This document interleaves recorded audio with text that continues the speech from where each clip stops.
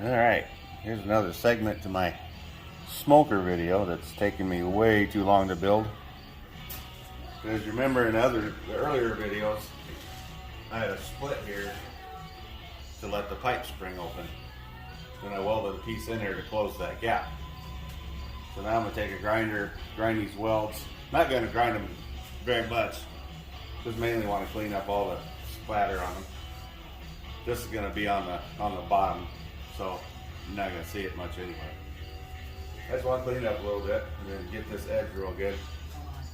And then my my next deal will be to cut a door in it, get it hinged, and I'm going to weld the inside of this also, so that when grease drips it doesn't get inside this little gap in here. And then eventually rod or whatever. I just want to make sure no grease gets down in there. But a little bit of cleanup before I cut the door in it. And then we'll put the two pieces together. Get the other ends on there, get the two pieces in there. And I will be back in just a little bit. I'm just going to run a 7-inch grinder over it. And it's going to be really loud, so I'm not going to video that part. Alright, there I just ground it down just a little bit. Just get off all the weld splatter. Nice and smooth. Like I said, that's going to be on the bottom. So you're not going to see it anyway. Well, if you're underneath of it, you will. Anyway, I'm going to clean up this end of it real quick. And we'll get started on our door. Bring it back in a little bit. Alright, got that ground down, cleaned up a little bit. I'm not going to grind the whole weld down. I'm not a fan of that. Anyway, here's that gap on the inside I was telling you about. Now it's got the grooves in it. I want to weld that up so grease doesn't settle down in there, since it's going to be on the bottom. There we go. After I get that welded up, I'll bring it back and show it to you. I'm only going to weld this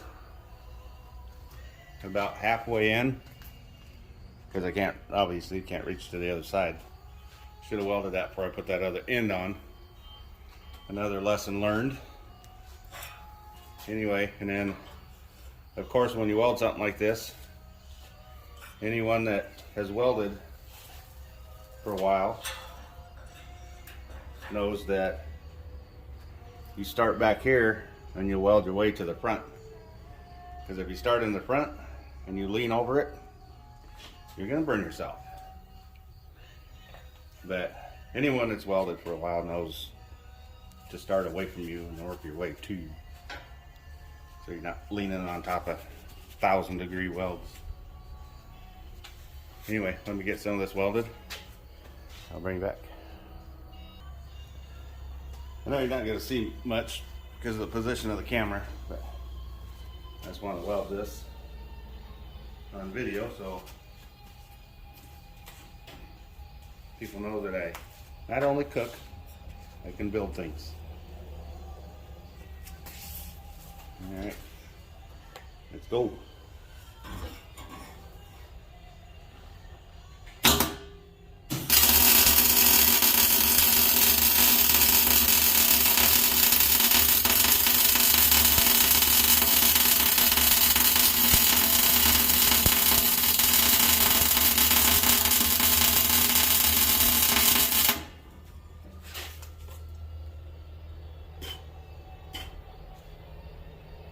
Damn spider in my hood.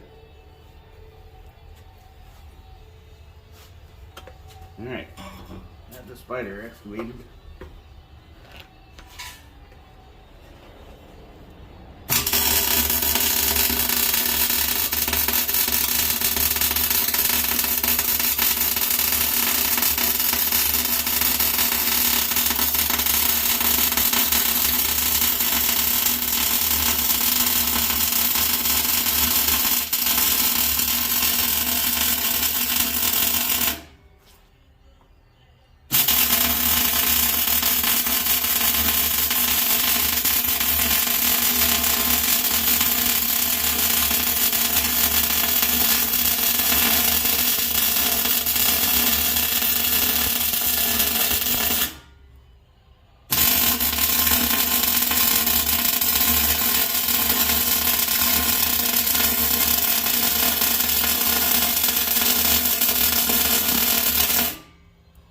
You would not believe how incredibly loud it is in here.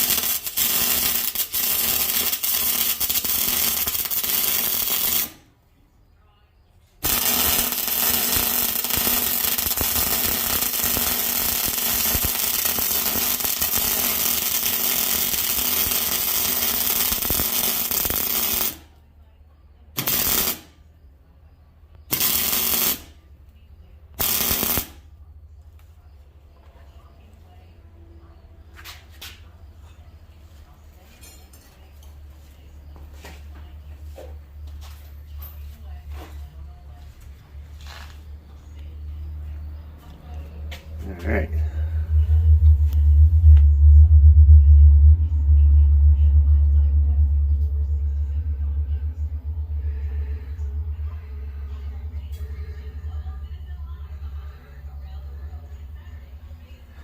You know, got that closed up, so now there won't be no food getting in there, or grease, or whatever. All right, I'll bring you back on the next one. All right, everybody, I'm gonna mark out my door. Don't know if I'm gonna cut it out today or not, but we'll see. Anyway, I got my top line marked up here, all the way down. And I talked to Adam from AJ's Ironworks. He said he just kind of eyeballs it and make sure that the racks work. So I'm gonna try going with a quarter of the circumference, and we'll see how close, you know, see how good that. I'm just gonna mark it out first, but I'll make sure I can get nice sized racks in there and that they'll work. Anyway, how do you figure out all that crap? Well, you take your radius times 2 and you get your diameter, or just measure the diameter. And then the way to get your circumference is you take your diameter times pi, or your diameter times 3.14.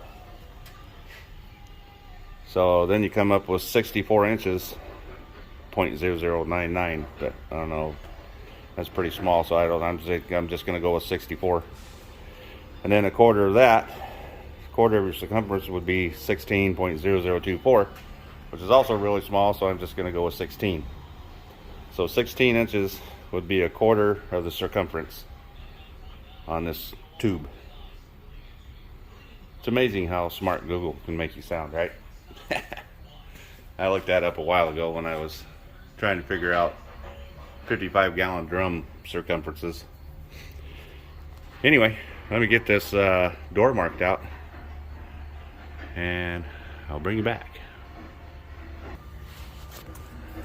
Alright, I got 16 inches marked out here. There's the top and there's the bottom. I'm thinking that's not going to be a big enough door, so I might make it 18 inches, add 2 inches to it, because that's going to be a lot of, it's going to be a lot of room on the bottom. You know, I'm going to add another 2 inches to it. I have a shelf here and a shelf here. You start bringing your shelves up too high, then you got to make them smaller. I want 2 shelves that are pretty close to the same size. Anyway, I think I'm going to drop that down 2 inches, make it 18 inches instead of 16. And I got one of those aluminum yardsticks. Well, I bought a bunch of them because they're only like $2. Because I like to bend them around to make straight cuts, or make straight marks to know where to cut. Clamp them down. And when I mentioned earlier about welding that end in down there right off the bat was a learning mistake. Anyway, because now when I want to clamp stuff, can't clamp it because that's in the way.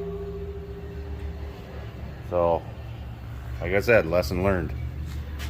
Don't put your ends in until you're absolutely ready. I'm just getting in too big of a hurry. Anyway, I'm going to use this because that's an inch wide, so I'm going to have an inch on my ends here. Anyway, get this marked out. Bring it back. All right, now I got it. There's the top line. Squiggly line is no more. So this is 18 inches. Got my ends done. And check out my tape measure that I used. Well, for the round parts. This thing, I remember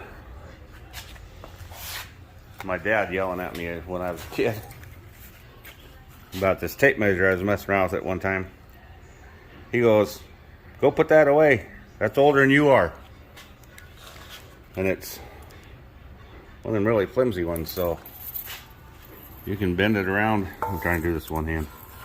You can bend it around circles. Anyway, I'm 56 years old now, so I'm not sure how old this tape is, but I'm pretty sure it's older than 56. Because every time I touched it, my dad said, "That's older than you are. Go put it away." Anyway, got the door marked out. 18 inches. That way I can put a shelf here. And then a shelf here, about 6 or 7 inches apart. And they can both be about the same size.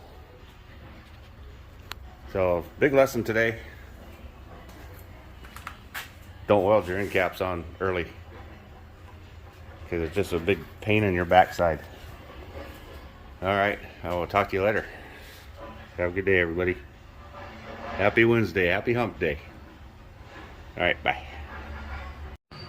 Here's another project I got going on. It's a stainless steel 55-gallon drum. I can't see it good from that side with the sun. Anyway, I didn't cut it. I bought it like this. And then this is the liner that's going to go inside of it. And this liner is really heavy. Here's the charcoal grate. It's going to go inside of here. And then this is the food grate that's going to sit up on this lip inside of there. And this liner is just to keep the direct heat off of the barrel. Stainless steel, so it's going to last a long time anyway. But all I have to do is build legs for it, and I'm going to build a cradle that goes around here. There'll be two bands. One will go here, and one will be down here, and then the legs will go off that cradle. So this is going to sit in a cradle instead of welding the legs directly to it. And then when I get it all put together, I still got to put hinges and a handle on it.